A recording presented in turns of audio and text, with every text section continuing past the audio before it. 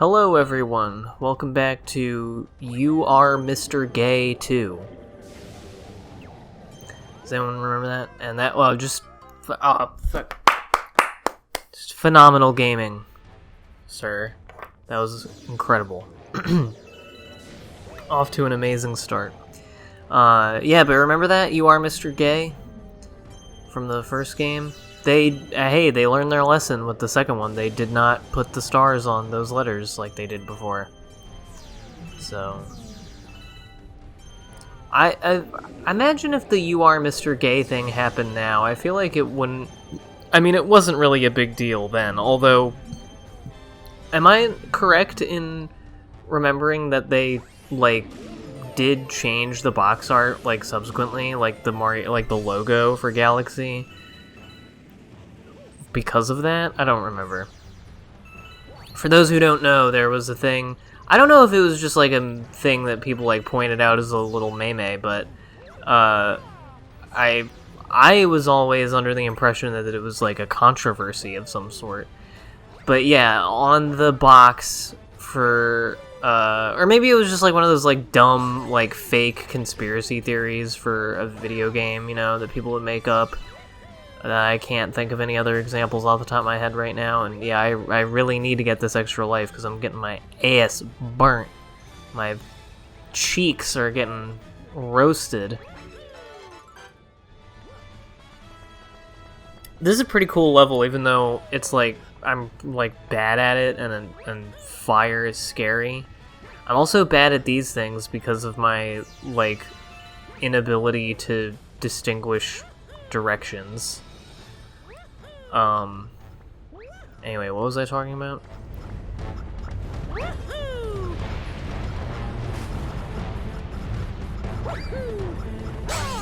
Oh yeah, You Are Mr. Gay. Yeah, they, on the box set, someone pointed out that there were, little tiny stars on the corners of certain letters in the title, and they are on the U and R in Super, the M and R in Mario, and the G, A, and Y in Galaxy. And it says, You Are Mr. Gay. And, yeah. I don't know, I learned about it at the time when it was a new game and when I was a little kid, and for some reason I was under the impression that this was like a controversy, that people were mad about it, that people were like, it's gay propaganda in Galaxy. I mean, I wouldn't put it past people, but it might have just been some fucking dude just being like, hey, LOL. Like the guy who found the penis on the Little Mermaid box art. Or the priest getting a boner in Little Mermaid. Or the like, dust in Lion King that people think spells out sex, and a person who worked on the movie denied it and said that it actually says SFX, and it's supposed to be a shout out to the sound effects team. And I don't really believe either of these are true. I don't really, like, I do think there are weird things in like the design and things of some Disney movies or whatever. And like you can, like, yeah, things look like cock sometimes. It's fucking funny, whatever. But I love these fire monsters that are just deep-throating this this little sausage planet. This is being very crude, this episode. I don't really think that's all that weird. I don't know, like, this is where the, like, game's lack of clarity about your sense of direction when you're going around these spheroids can really fuck you. Come on, get it. Yeah, I'm gonna get instantly burned, but it's okay. As long as I can get over to the star. Like, I'm saying this like I didn't play this a week ago and I know what happens. Or that there's some tension as to whether or not I'm going to finish this level. I mean, it certainly took me long enough. But yeah, I like those old dudes, those dancing guys. And I like that level. It is very much helped by the music. It's propelled by the big, you know, brassy and, you know, the big rumbling drums and stuff.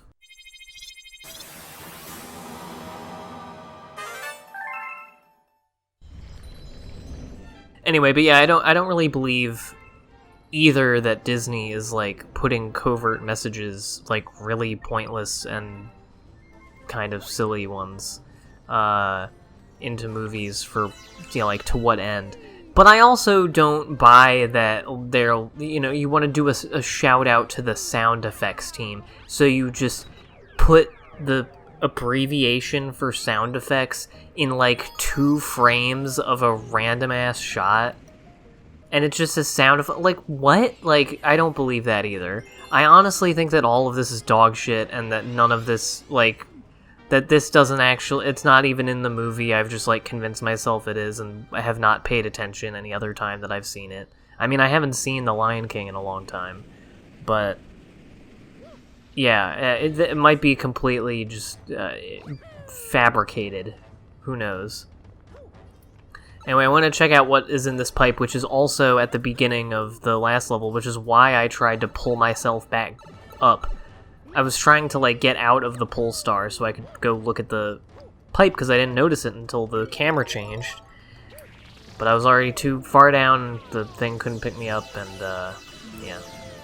But anyway, yeah, the chimp's in there, so we're gonna be chimping in a minute, but I don't feel like doing that right now. I figured that it would be harder than this, but that was not the case. This took me a couple of tries, as you can see by my very high starbit count. This is a great place for farming starbits, though. I actually remember this part vividly as such, because, yeah, you have all of these thingies that you can hit.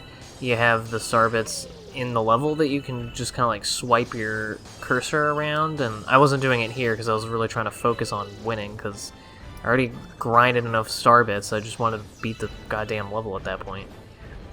But yeah, if you actually manage to get all the starbits in here, you can get several hundred pretty quickly, so. And you could see I shot off a couple of them because I was squeezing the Wiimote, hoping that I actually get the star and jump over that gap, because that gap can be a little bit unwieldy. Oh, yeah.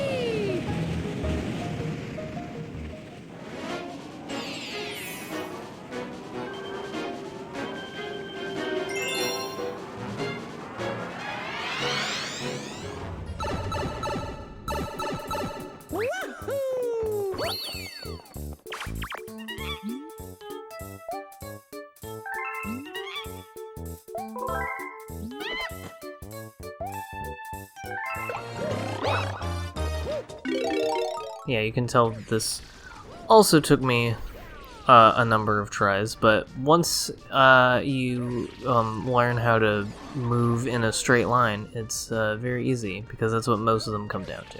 Well, it's mostly in the latter half, it's the timing aspect of it, because it's mostly just moving platforms, like so. But it's honestly pretty forgiving. I feel like I did a pretty sloppy job with a lot of these, but I managed to get it anyway. And as far as I can tell, you're never gonna get, like, a crazy amount over the high score. I certainly didn't, unless you get some, like, huge bonus if you get all of them at the end or something. But I don't know about that. Anyway, I'm already like 10 minutes in, but I guess I'll do my the thing I do in every video where I apologize for not doing for not uploading when I say I will, because this was supposed to be a last week video and I did not feel like doing it. That's been happening sometimes. It's not because I've been feeling, you know, like, bad. Quite the opposite, actually. It's because I've been chilling too hard. And I forget to do this. But I'm hoping to kind of catch up a little bit in the next week or two, because I don't want this game to go on forever. I mean, we're going along in it fine. We only have 2 worlds of just regular game left.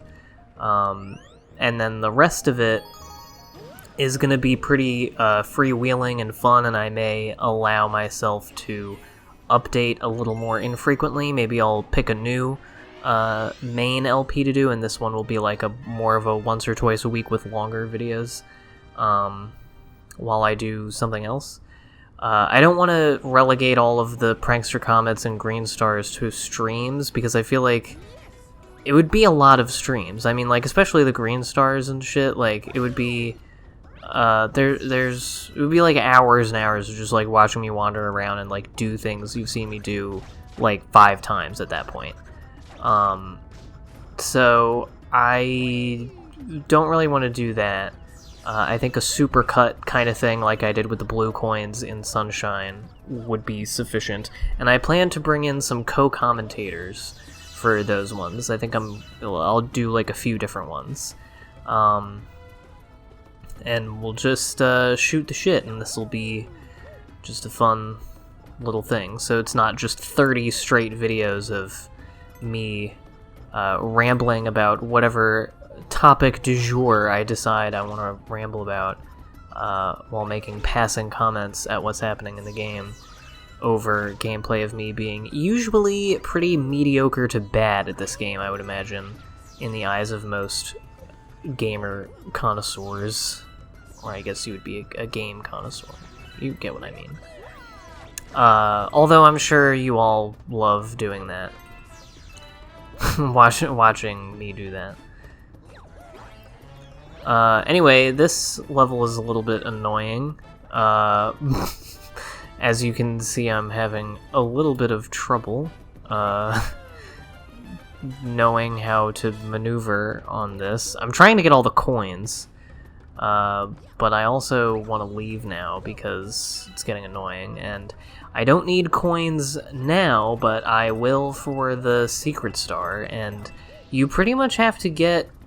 You don't have to get all of them, but you pretty much have to get a lot of the coins that are in this area. If not the ones lying around, you definitely need to do at least one of the enemies, I would imagine. Yeah. Another big edit there. Get ready for an edit pretty much at the start of every section of this level, because none of them are particularly hard, but I just managed to mess all of them up. So, and you don't need to watch me do it 3 times. But I do like this level. It's a lot like Melty Monster, where the difficulty of the game has gone up, and I kind of like play it sporadically, like not doing it every day or for super long periods of time. And so, and I haven't played in a while. And, so I'm like doing poorly a lot of the time.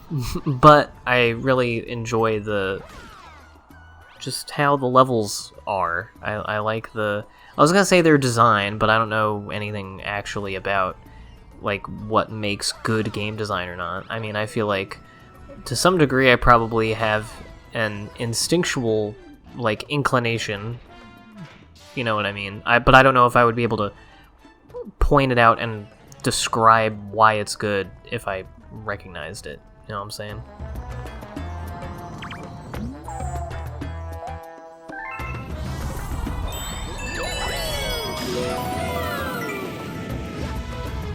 But I do enjoy this level because I generally enjoy game settings that are like ruins. I don't know why, but like I like, you know, like big crumbly rock type things generally. I think it's neat. It's one reason why I liked the Underminer game as a kid, is because a lot of it takes place in like mechanically underground settings.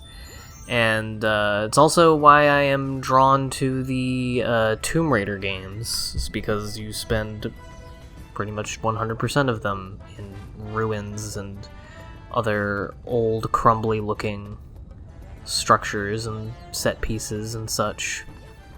It does not seem that much of my viewer base cares for Tomb Raider all that much, or at least not to watch me play it, which is fair enough. I'm referring to the fact that Tomb Raider Anniversary is, at this point, my least watched Let's Play. In terms of, I think both in terms of, like, total views of the, like, whole LP itself, as well as just specific videos. Like, most of my top, like, 10 or 15 lowest viewed videos are from that LP. Which always kind of, like, I will sometimes feel, like, bitter about it, because that was one of those LPs where, like, one video was, like, 2.5 hours of gameplay because of not only how much I wasn't very good at it, because it was, for the most part, basically blind LP. I mean, it might as well have just been a completely blind LP, because even the levels that I remembered doing, I still ended up wandering around and shit. It's, I mean, kind of just by the nature of the game, it can be easy to get lost, at least for me, and, it's the kind of thing where if you mess up, like, you have to go through a whole bunch of, like, kind of tedious steps to get back, you know what I mean? Like, so it would just take a long time, and, like, if you wanted to find things and whatnot, you know, and stuff, so the effort seeming to have been wasted a while back, you know, like, when I was doing it, I would get, like, salty about it, but, you know, it doesn't really bother me that much at this point, because at the end of the day, I did enjoy that LP, and I like that game, and I just wanted to do something that was a little bit different than the other stuff that I do, because the vast majority of the stuff that I've done has been licensed games, because that is what there seems to be a big audience for. And that's fine with me. I fear that I'm going to run out of ones that I, like, have anything interesting to say about. I may have already gotten to that point. But I hope that either with that or, and I mean, hopefully with other types of games, I don't want to be a complete one-trick pony. But I do like giving people what they want, I suppose. But I hope that whatever it is, you can find some enjoyment in. Anyway, that was Clockwork Ruins. That part with the spinning guys really gave me some grief. That's one of those things where, like, I had to edit out a lot, not because it was taking me so many tries necessarily, like I wasn't dying a bunch of times, but because they move really slow.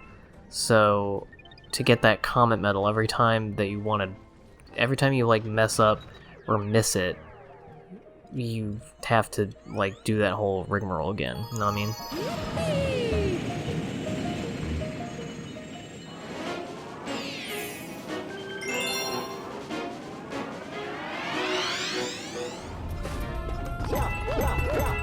So yeah, if you go back in here, I thought that the secret star was going to be in one of the pipes, but that is not the case. It is this guy. He wants 30 coins, so you gotta get 30 coins. Took me a minute, but I did it.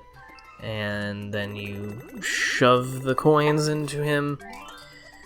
And it's always weird when I hear this on the recording with the coin sounds, because with the, you know, or when you're feeding star bits to Lumas, because I'm used to hearing the sound on the Wiimote as well. The Wiimote makes, like, a little ding sound.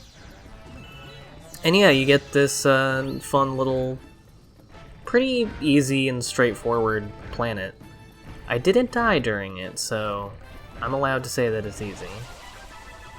It's probably, like, completely doable to do this part without slowing it down, but it's good precaution for if you're bad. I can't believe it's already so late in the video. I would be remiss if I didn't point out that I finally saw JT in the flesh for the first time in, like, at least, like, 2 years, but I think more than that. Yeah, he came and visited Philly, as did our mutual friend Nico, who lives in the city and apparently works like 2 feet away from my house, but I never knew that. We all saw each other for the first time, at least since, right before the pandemic and everything, and they came over and we watched a very good movie, Gemini Man, Ang Lee, Will Smith, unfairly maligned by critics. It's very good. And we got food from the legendary halal carts and vibed and had a wonderful time, and I'm hoping that I get to do more of that kind of thing now that I'm #vax life, and that things are kind of opening back up a little bit. Anyway, next time we're going to do Throwback oh wait, no we're not. I forgot about my own edit. Next time we're going to talk to this Luma.